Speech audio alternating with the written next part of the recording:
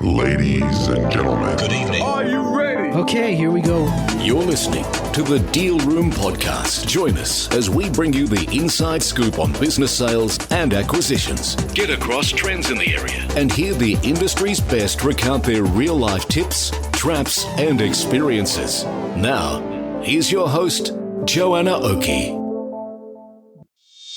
Hi, it's Joanna Oakey here, and welcome back to the Deal Room Podcast, a podcast proudly brought to you by our commercial legal practice, Aspect Legal. Now, today we are talking all about finding a buyer and a broker's secrets to sourcing strategic buyers without advertising. And to have on the show, we have Steve Finn from the Finn Group, which is a national brand with a team of more than 50 people throughout Australia, delivering business sales, finance and consulting services.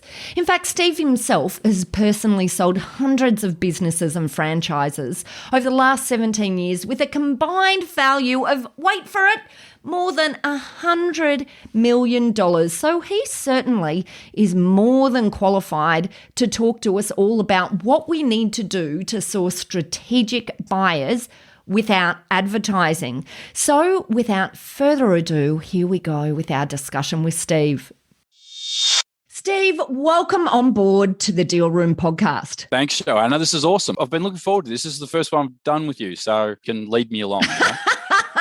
You don't need that at all. You are super good on your marketing and you know the message that I guess you're giving into the market. So I love watching some of the stuff that you're doing. And I think it's a really good topic that we're focusing on today in terms of finding a buyer. So obviously for sellers, it's one thing to find the broker, but the thing that they really want at the end of the day is to find the buyer, right? And I'm really interested in your secrets to sourcing strategic buyers without advertising. And we'll come back to that word strategic in a minute. But maybe tell me, like, what does this topic mean to you? I mean, we were talking before and it sounded like this was something that we should really dig into. How do you see this unroll for you? How do you use sourcing buyers and strategic buyers without advertising? Yeah, so I guess probably one thing I've found is that there's always, I reckon for every business, and there's a lot of businesses that are really niche. So you get businesses that are kind of like a lot of people want it and, they're sort of in demand. It ticks a lot of boxes for a lot of people. They feel comfortable with it. So you're kind of going to get a lot of inquiry for that type of business. But there's a lot of businesses that are actually really niche, and often they're actually the most profitable ones. And I just think that when a client comes to us, I always think to myself, how am I going to find the buyer? Like that's really sort of the key. And I reckon there's always at least between 20 and 100 buyers for every business, at least. Because we've got, say, 25 million of us in the country, plus, we've got some people always coming from overseas and that sort of stuff. So there's always a minimum between 20 and 100, I reckon. That's what I have in my mind. And then I just think to myself, okay, well, all of those ones might be suited to it, but who actually is going to then it's got to be the right timing. They're ready to buy something, all that sort of stuff.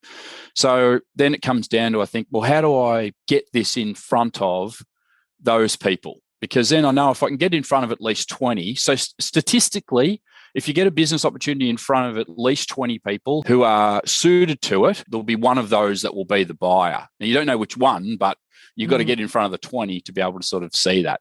So all the time I just think, how do I get in front of those people? Because I know then statistically it'll sort of work its way through from there and we'll be able to sell it.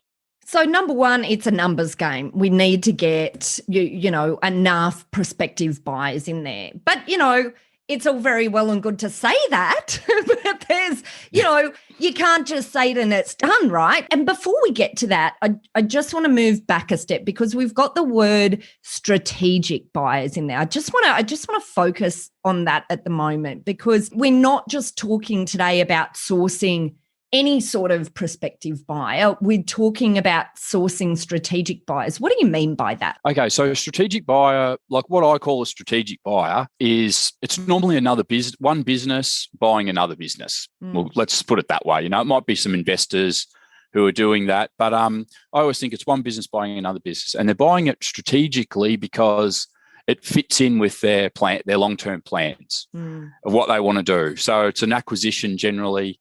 They might, for example, it might be in transport. They've got operations in Brisbane and Sydney, and they don't have a depot operations in Melbourne. So strategically, it works out to be able to buy something in Melbourne. So that's a simple sort of example. That's what I'd call a strategic buyer. Now, that's kind of easy because there's a lot of transport businesses. You just go out to them and, say this is what we've got in Melbourne. But some things, it's hard to think, well, who actually would buy this and who does it suit and who's going to have the money? So yeah, I love all those questions because it's different to just throwing it out to the market as a scattergun approach. Like what you're talking about here is really thinking through, who this could work for, who this business could work for. And when we talk about strategic buyers, my opinion is that strategic buyers are better buyers. They're willing to pay a bit more often, and often they're coming in with a grounding in the business that they're looking to buy. So an understanding of the business that they're looking to buy, and quite often that's an easier buyer to deal with than someone that's got little knowledge about it. Yeah. Don't you think? Is that your experience too? Yeah, for sure. Yeah, exactly. Because they already know about it. They know the industry generally. It's just better. Sometimes, like I'll give you one example though where it can be a little bit different. Like what I try to do is I think to myself, who should buy it? Who do I think should buy it? Now, sometimes they don't know yet that they should buy it. Yeah. But what I'll do is I'll think to myself, okay, I reckon they should buy this. Now, provided they'll listen to me and let me sort of put this to them and say, hey, guys, here's why I reckon you should buy it. So give you an example. There's one business that we've got for sale. It's almost sold now, so it's probably go through very soon. But it's an online retailer, and they also got a physical presence as well. And there's actually a listed company that's in sort of a similar space, but this business wouldn't be on their radar. It's kind of too small. It's too small. They probably don't even know about it. But some of the team in there would know about it, but the CEO and the people who are making decisions on an acquisition, they don't even know about it. So what we did here was, I thought, hey, they actually should buy this because I can see what they can do with it and how it actually does add value to their current offering. And then they can sort of own and dominate this particular niche that they're not really in now. They're kind of just on the edge of it, but they could then grow their revenue quite a lot with that. And their share price, see, these guys can buy businesses on 4 and 5 times multiple when they're listed. And if they're trading at a 12 times multiple, well, automatically they bring it in and they've bought it for 4 and that just automatically the value goes to 12 because the revenue and the profit just goes straight onto their balance sheet and onto their P&L. So basically from there, they've already got a big win because they're already trading at a higher multiple anyway. So it sort of suits them. So I've gone to those guys and I've said, okay, I reckon you guys should buy this. And in the first instance, they were like, oh no, we're not interested in that's a bit too small for us. That was their first thing. Because it's really hard to get in front of these guys and get them to actually listen. This is a CEO of a listed company, right? So it's very, very difficult. And this is part of where the skill and how you approach them and how you get that to them kind of works. And then I was able to get a further conversation going and said, okay, but let me show you what I've got in mind. And you tell me if I'm off track, that's fine. But if I'm on track, well, maybe it could be a good thing for you. So then they've done that. They've had a look and they actually said, oh, okay, right. Yes, didn't really think of that. So then they were very open. They looked at it in depth. Now it got to the point where they actually decided not to buy it, these particular guys. So someone else is probably going to buy it. But even still, they actually got pretty close. And they went from being not even knowing about it to probably getting themselves to about a 1 in 3 chance that they might buy it. So they went kind of from here to like way up here as a real contender. And that's what the difference is. That's kind of what you need to do to be able to then find and identify strategic buyers. But then you've got to be able to then get your presentation in front of them at the same time. Because in that case there, like they'll pay top dollar, for our client. And that's one of the main things that's really important, obviously.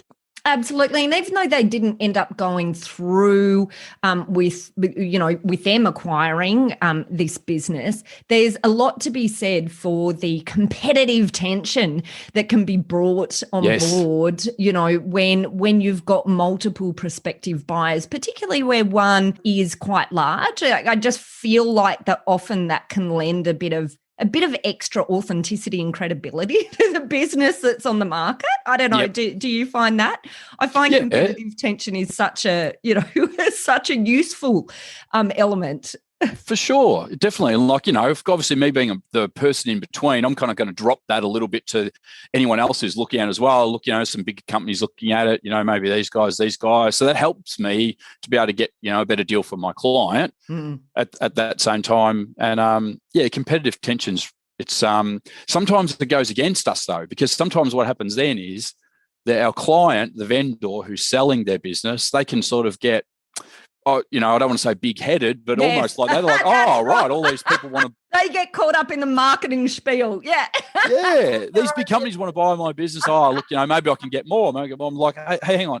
They don't necessarily want to buy it. Like we had to fight tooth and nail just to get it in front of them in the first place. So let's not, don't think they're bashing our door down. But anyway, but I just sort of let them know that, and then they're normally okay. And look, I actually just want at this point to say, obviously I do a lot of work in this industry and see how hard you work as a broker. There's just a lot of work in finding these buyers, aren't there? And I think that I really honestly think that is not well understood. I don't think people understand how much effort is involved in finding not one buyer, but enough buyers to, out of this pool, find the right buyer. Yeah. And then, to go through the whole process. It's a long process, and there's a lot of work involved, right?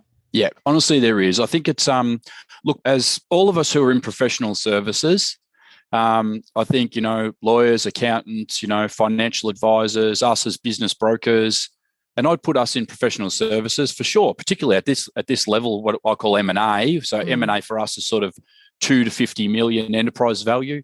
So at this level, I think a lot of our we all have things that we do that there's a lot of effort goes into it that our clients don't realize.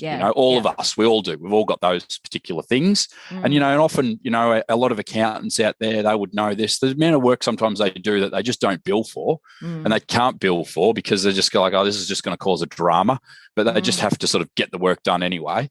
Like we've all got that sort of stuff. And we're no different. Like we don't just, a buyer and a seller just come along and we just make a commission. No, not at all. Like the amount of effort that has to go into trying to find someone, just even get them to even express some interest. From day one, they're highly skeptical for everyone. From the first inquiry, they're extremely skeptical. All they're doing is looking for what's wrong with it. With every business. So you really need a salesperson. You can't sell businesses like on any level purely just by relying on, the financials and that sort of stuff, because there's no business that's been going for 20 years and it's just incrementally gone up on a perfect scale every year with their revenue and every year with their profit and de-risk themselves a little bit more. I've never seen one.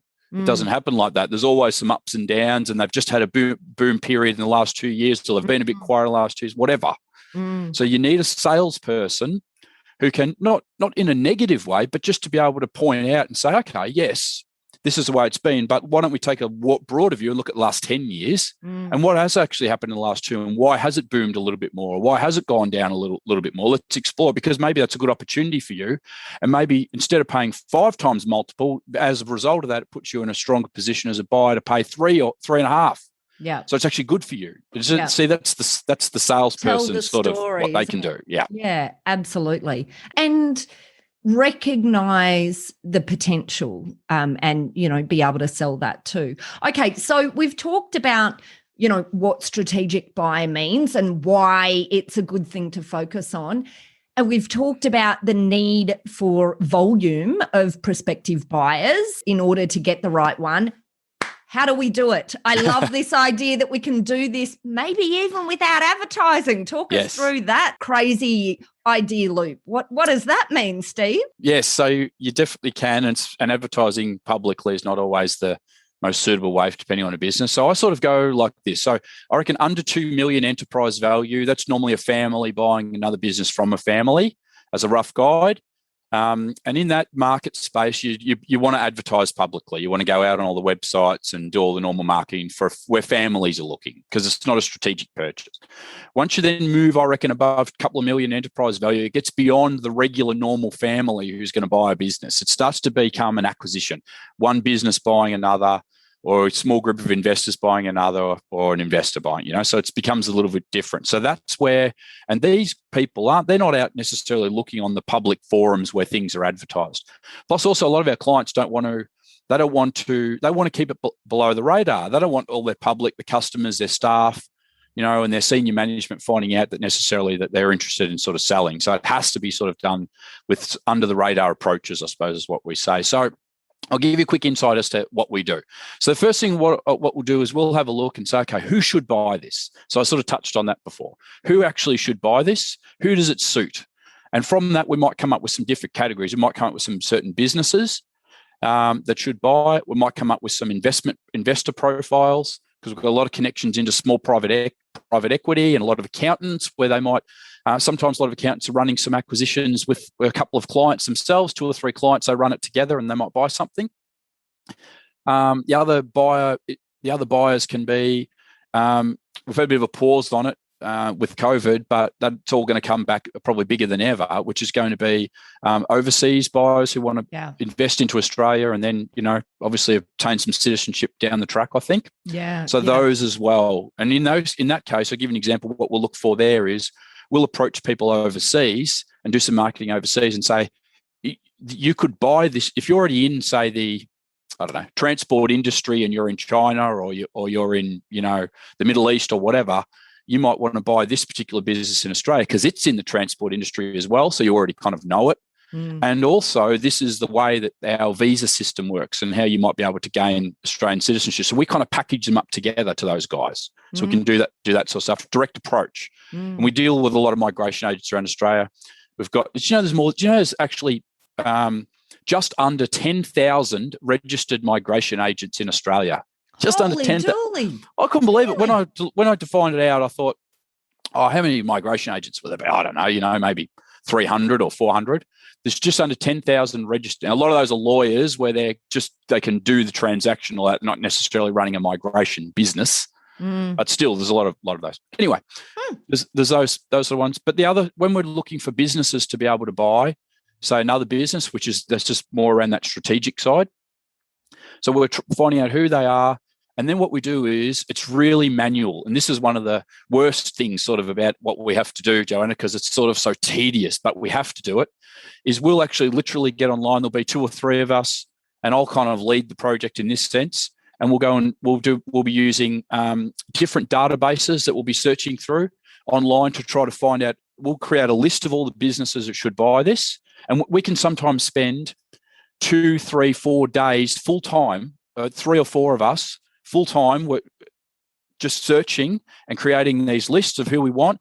Then we've got the business. Then we've got to get the name of the right person, that's the right personal people that are inside those businesses. So we're then searching around again, and we're doing all that stuff. You've got to manually create these lists. Oh my goodness, Steve! I know. You're doing my head in. We've got to find their email address. We've got to find their LinkedIn. We've got to find their phone number. We've got to find their postal address. So we do all that stuff. We create our lists, and then what we'll do. And this is probably the other part of the secret of how we do this. One is not many brokers will do that necessarily because there's a lot of work in it. But if you've got the team and you can do it, I reckon it's worth it. That's why we do it. The other part then is you've got to contact them in multiple ways. So we'll email them, we'll phone them, we'll contact them via LinkedIn, and then we'll also direct mail them. We'll send them a letter as well. Because sometimes they'll get all 4, but sometimes their PA will catch the email and go, no, that's gone. Sometimes we'll leave a message, but they've got 100 calls that day, so that they just, whatever, they just forget about it. But one way or another, the goal is that they'll at least see it. All I want them to do is see what we've got here. And then that opens up a chance for me to have a conversation. So I might go to 100, brings me down to 20 who then respond back. And then we just work through and deal with all the 20, because I wish it'd be great if we just knew the 1, but we never do. And then we end up with, 2 or 3 that are kind of real. They'll go a little bit deeper and they'll really start to look into it. It could fit. And then we'll have one that we end up sort of doing a deal with. And that's basically how it happens. So I love it. Okay. And so I mean, do you guys advertise at all? I'm sure you do some advertising sometimes, or this is really the method for, that sort of over 2 million space. Yeah, so this is the main method. Sometimes what we'll do is we will still advertise publicly on like all the business for sale websites and that sort of stuff, but we might go what we call unbranded. So we might just say, we've got a manufacturing business that's in, Western Sydney or something like that. And be really generic about it. And that just gives us the fifth lot of people where we can, that's the general people or the ones who we just kind of, for whatever reason, they didn't hit our list, we missed them. But it gives us a chance for people who are searching themselves. See, that what we've done is proactive, where we've gone to them. But if we advertise that way, that's reactive, where we've put something up and allow them to then come inquire and see it. So sometimes we do need to cover that as well. And I normally just throw that in anyway. We sort of do something like that just to catch that extra person. But it's not as common for the buyer to come from there. They still can come from there, but it's not as common because it's not strategic, I suppose. That's why. Do you ever end up with multiple potential buyers and one buyer ends up doing the deal and then you've got other opportunities, so you suddenly go, okay, well, we're going to go and find a vendor for these buyers? Like, does it ever turn a little bit buyer's agency for you or not? Not really. I mean, yes, we've done it, but it doesn't happen that often, really. Yeah, they're normally pretty fixed on what that one thing that we're kind of talking about. The only times that happens is if we've got someone who's in acquisition mode. So like, for example, there's some groups buying dental practices, accounting practices, that sort of stuff. So we might have one, we're talking to them, and then they're already open-minded anyway. So they're like, oh, well, can you go and find us something that's on the lower North Shore or wherever it might be that they might want something, or in the eastern suburbs of Melbourne or wherever it is that they're kind of thinking, can you try to find us something? And then we might go and do that. Yeah, we can just do the same thing. Exactly like I said, then we'll just go out to them all. So we've got someone who's interested in buying in your space. They're interested in this kind of industry. Childcare is another one. And then we can sort of get a response back from there and just see if it all fits and try to do a deal. Yeah, love it. I mean, it's interesting, this whole question about buyer's agents. We're going off on a bit of a tangent. I'll bring it back, Steve, don't worry. But I just had this moment of intrigue when we're talking about the whole buyer's agent thing, because overseas, it's quite a thing. But here in Australia, it just doesn't seem to be with business sale. What do you reckon that is? I don't know. How in America, when you buy property, you kind of have an agent that works for the buyer, an agent works for the seller. You've seen that, on those TV shows? Yeah. I reckon that's great. I know. So much better. I know. So much better. I'm just intrigued with how I just feel, I guess what I think maybe is at play. And I talk to a lot of buyers who are out there looking. But I don't know, I feel like there's this psyche here in Australia that the seller pays, not the buyer, and it's just hard to break that psyche. I don't know, but I see the need. It's just, anyway, it's just an interesting thing. But it should happen. And then what happens is, like in America, say the commission's 5% on a house or 2% or whatever it is, they then just go halves. Both agents just go halves every time. So it's just they get half each. What it does is the difference here is the buyer kind of works for themselves. They go out and represent themselves. Yeah. Here, the person who's purchasing. Whereas, and in a house, well, maybe, you could see, yeah, sure, that's fine. But with a business, it's so much better. Like, I know when we've represented buyers who are looking for things, like I can just see so much faster the things that they should look for. I can cull things out really quick. Yeah. And it's just a better way to go because, it's just experience. I've just seen a lot more than they have, that's the only thing. Yeah. And then I can help negotiate a better deal. It's not because I'm going to be tougher and harder. It's not that. It's just because I know more about it. I can just point out to the other guys. I can go, look, with this guy's like, we're happy to pay like 1.5 mil, but if we're going to do that, you need to just make sure that this needs to get fixed or tweaked up or included in it. Otherwise, for us, then it's only worth like 1.3. So I don't know. What do you want to do? And you see what I'm saying? Oh, I love it. No, absolutely. Yeah. Oh, look, it makes complete sense. I'm just, as I say, I'm fascinated, the extent to which it really hasn't grabbed in the market here in Australia. And I'm just a bit like, I feel like I actually think it's something that will change because it just doesn't make a lot of sense to me. Yeah, I hope so. It's hard to, culturally, it's difficult to change though. Like that's a big, true. Yeah. Anyway, we've gone way off topic. So back to the topic, which is all about finding a buyer and sourcing those strategic buyers without advertising. This is it's a fabulous run through that you've given us today, Steve. It's great, really good insights, I think, into the things that sellers need to be thinking about. And, of course, there's a lot of focus. Well, actually, to be completely honest, quite often there's not enough focus on getting a business prep for market. But a lot of that focus, it doesn't necessarily seem to be on, well, who is our potential pool of buyers? And I just really love this sort of clever approach of working through it all. I guess, do you have any sort of last minute parting thoughts for our audience in this area? If they're thinking of selling a business or thinking of building for sale into the future, because I guess implicit in what you're talking about here is that there are buyers who might pay more, and quite often, on the basis of what you said, and personally, the basis of what I've seen as well, the larger the buyer is, the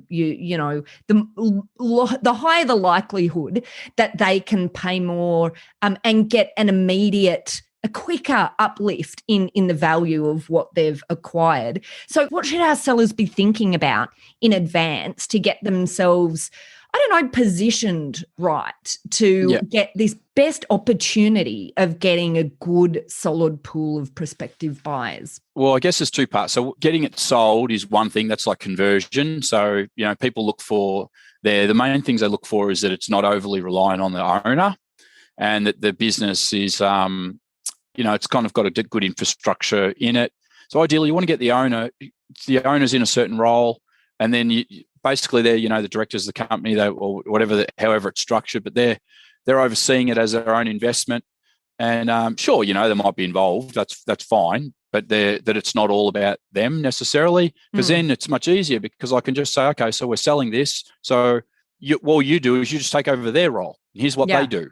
So that's sort of how it is. And then as long as they feel, we could take over that role, well, then it's easier to sell. You're going to get a higher multiple. If they look and go, geez, we've got no idea how to do that. They're way too specialized, this person. They've done it for 30 years and they know everything and it's all about them. See how it's harder to take over that role now. So that's sort of conversion. And when it comes to the actually finding the buyers, probably my advice would be, and this is maybe something that people have picked up today, from actually listening here, that might not have known it before. We know we're talking before about things that you have to do, and we're all in professional services, and there's things that we do that people don't really know. And I think this is one of them, which is you can't just go to any broker, who, it's the same in all professional services. People do things differently.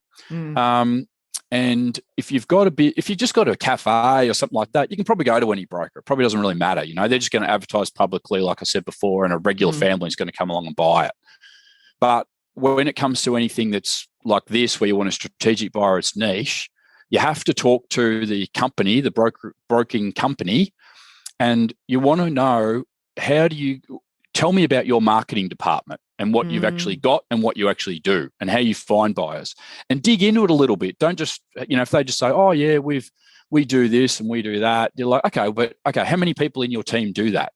Because if they've got substance, like us, like I said, like we've got it all together. We've got 6 people in our marketing team, and I'll use 3 or 4 of them for this type of particular thing. And I went through the specifics of exactly how we do it. If other people are doing that, they're going to get a similar result to us. So that's sort of what you want.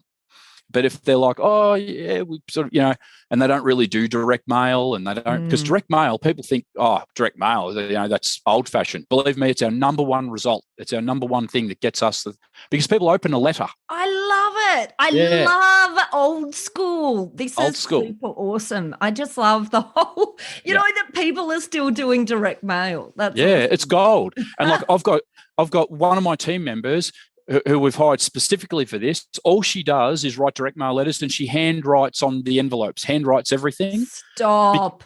Yep, that's all she does. She's in Brisbane. She does this for us nationally. She hand writes them, and the reason she does that is because people will always open a handwritten envelope. And like I said before at the beginning, it's all I want them to do is see it. I just want this potential buyer to see it. That's all. If I can get them to see it, if they see it and they go, oh, no, I don't want to buy it, okay, that's fine. But as long as they could see it, that's the main thing. So all those little things is what you want to do. So that's my only tip is look for the right broker who does that stuff with depth. We do it. We're not the only ones. Others probably do it too. So then you just find out that, and then you'll get a result. Otherwise, if you go to someone who doesn't, then you'll have it on the market. It's niche. Nothing much is happening. Then all of a sudden that your vendor thinks, oh, maybe our business is not worth what we thought it was, and maybe no one's really interested in it. So then they just drop the price. Yeah. And it's like, oh, it was worth, they wanted 5 million and they end up, now they think, oh, well, we better drop it to 4 and drop it to 3. No, the price was probably exactly fine. There was just that the people who would buy it never even saw it. Yeah. Or there's just such a small pool of buyers that, as you said, out of 20, you'll have one drop in. And I've just seen, I've seen some horrendously long processes, I guess, as we all have in this industry, but some horrible examples of buyers just stringing along sellers, and going through a process when, at the end of the day, they don't feel any sort of sense of urgency, and it just sort of withers away. And the poor sellers are just sitting there forever, constantly feeding information or what it is that whatever they're having to do as part of the process.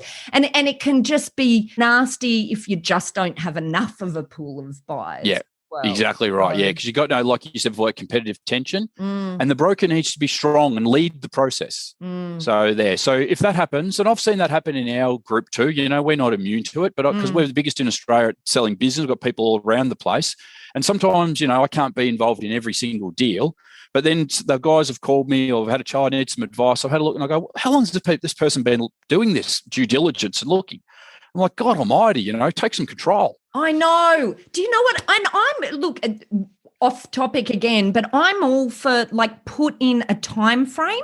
Keep the buyers to a short due diligence period. I mean, something that's reasonable for them to actually, go through their inquiries. But ultimately, I find any buyer that's going through a super long DD period ultimately won't buy. That's what I reckon at the end of the day, because they are either don't have enough education and they just, are overly risk averse or just don't understand what they're looking at, or they're actually playing off a few businesses at once. So and they don't generally have the appetite. They think they've kind of got the appetite, but when push comes to shove, they're not going to have it. Yeah. And you're exactly right. If the longer it goes, the less likely that they're going to buy, basically. Yeah. Like all the deals that I've done, I reckon 95% of them, we all kind of know within the first 2 or 3 weeks, yes, it's basically, yes, I actually probably do want to buy it. All right, well, let's just go through and double check everything and make sure, you know what you're getting. Yeah. So we go through that part. Yep, I know what I'm getting. All right, we've got that. All right, done. Let's do it. That's really sort of how it should be. Oh, we get to the, oh, no, it's not what I thought it was. No problem. Yeah. You're not the buyer and you've got to find something else. Yeah. Yeah. Well, and as a seller, be careful of those ridiculous DD lists. I think sometimes when you can see a massive one come through, you're like, okay, let's see if this one actually ends up, exchanging. But anyway, there we go. Last minute tip there, make sure you really keep the buyers to a sensible time frame. So, you're not letting it run out too long. Okay, well, that's it. Look, I just want to say a massive thank you, Steve, for coming on to the show today. I think we've unearthed some gold there. There's been a lot that we've talked about, gone off piste a few times. But anyway, I think it's been a really interesting conversation. Thank you so much for joining us. How can our listeners find you if they, or for any of our listeners with clients, want to direct their clients to you? Where do they go? Okay, yeah. So best thing is just go to our website, which is thefingroup.com.au. And there's a contact form on there that's just, general contact there. And if you just write in there, I want to talk to Steve, then that'll end up coming into my inbox at some point. So then I'll just give you a buzz and we'll have a chat. Brilliant. Absolutely love it, Steve. Well, look, once again, thank you so much for joining us on the Deal Room podcast. It's been an absolute pleasure. Thanks, Joanna. Cheers. Well, that's it for this week's episode of the Deal Room podcast. Of course, we were talking all about finding a buyer and a top broker's secrets to sourcing a strategic buyer or strategic buyers without advertising. And of course, we had our discussion today with the fabulous Steve Finn from the Finn Group. Now, if you'd like more information about this topic, just head over to our website at www.thedealroompodcast.com, where you'll be able to download a transcript of this podcast episode if you'd like to read it in more detail. But I warn you right now, it's not word perfect because it's automatically transcribed. So just a warning right there. It may not be a perfect transcript, but you'll certainly be able to see the gist of what we're talking about. And of course, at that website, you'll also be able to find details of how to contact Steve Finn or the other brokers at the Finn Group. And you will also be able to find details of how to contact our legal eagles at Aspect Legal if you or your clients would like to discuss any legal aspects of sales or acquisitions.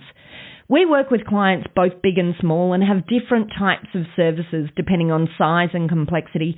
So don't hesitate to book an appointment if you'd like to find out how we can assist. And finally, if you enjoyed what you heard today, then don't forget to head over to your favourite podcast player and hit subscribe so that we are delivered right to your phone every week as we release. And if you feel so inclined, why not go and leave us a review as well, because that's very helpful for us to extend our listening audience. Well, that's it. Thanks again for listening in. You've been listening to Joanna Oakey and the Deal Room podcast, a podcast proudly brought to you by our commercial legal practice, Aspect Legal. See you next time.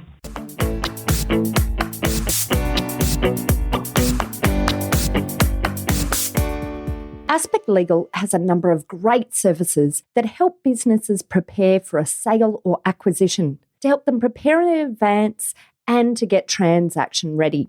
We've also got a range of services to help guide businesses through the sale and acquisitions process. We work with clients both big and small and have different types of services depending on size and complexity. We provide a free consultation to discuss your proposed sale or acquisition. So see our show notes on how to book a time to speak with us, or head over to our website at aspectlegal.com.au. Ladies and gentlemen. That will conclude this evening's entertainment. Thanks for listening to the Deal Room podcast. To find out more about this episode and other episodes in the series, check out the show notes or head over to our website at thedealroompodcast.com.au.